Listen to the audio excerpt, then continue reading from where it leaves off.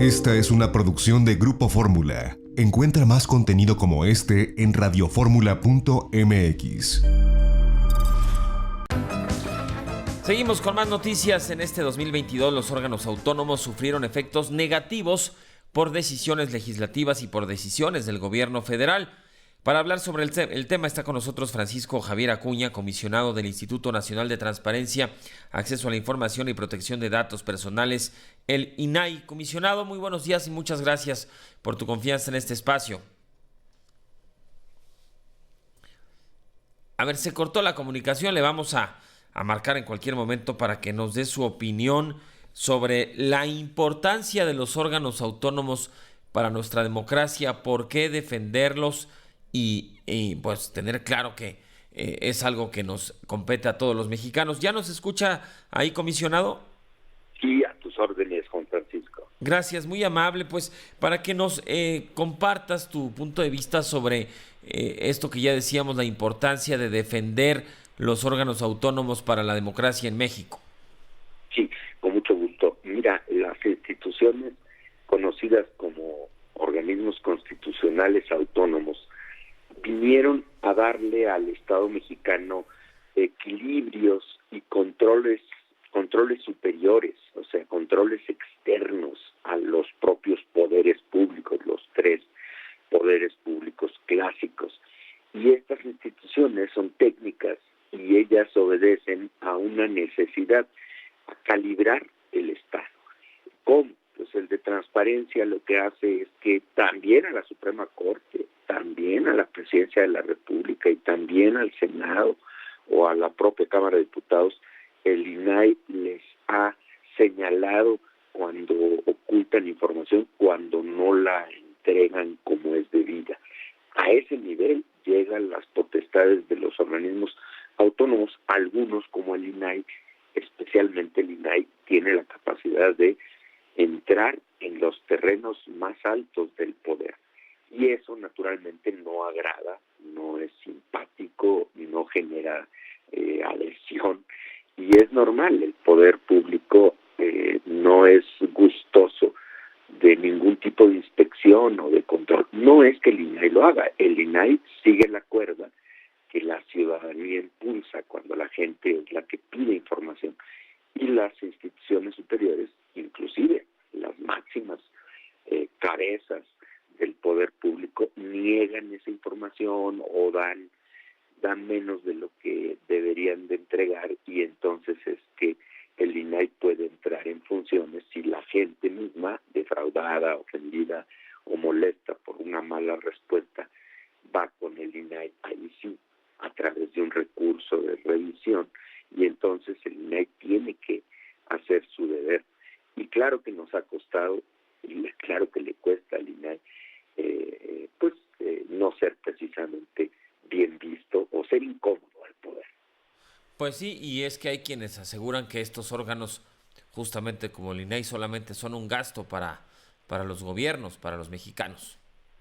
Pues sí, lamentablemente no hay una comprensión que entienda que aunque no te gusten o aunque no agraden, por lo que ya dije, son necesarios, son los controles.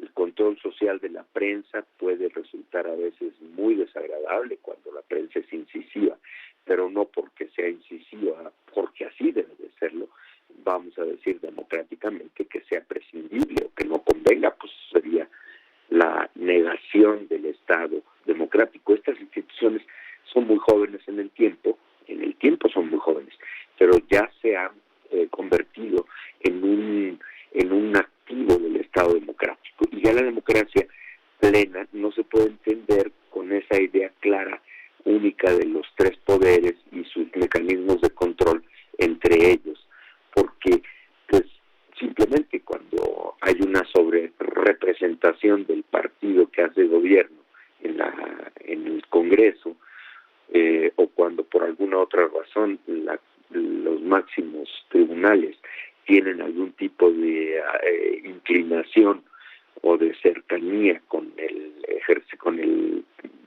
quien ejerce el poder ejecutivo, pues se nulifican los controles, vamos a decir, clásicos, naturales, que deben existir.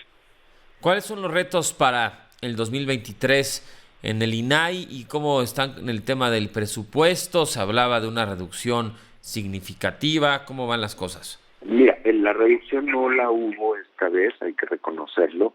Este año hubo una reducción muy leve, muy pequeña, pero sí desde el 2018 inició una pérdida de presupuestos que llegó al 30% de lo que en ese momento existía, y se ha estabilizado eso, no ha sido esa la vía.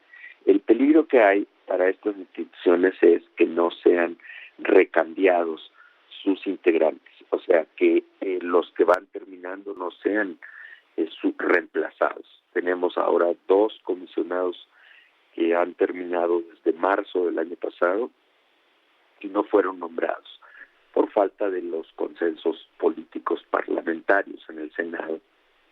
Y esto empieza a preocupar mucho porque al terminar mi mandato en marzo también de este año que viene, Sí. pues podría perder el quórum, el pleno del INAI.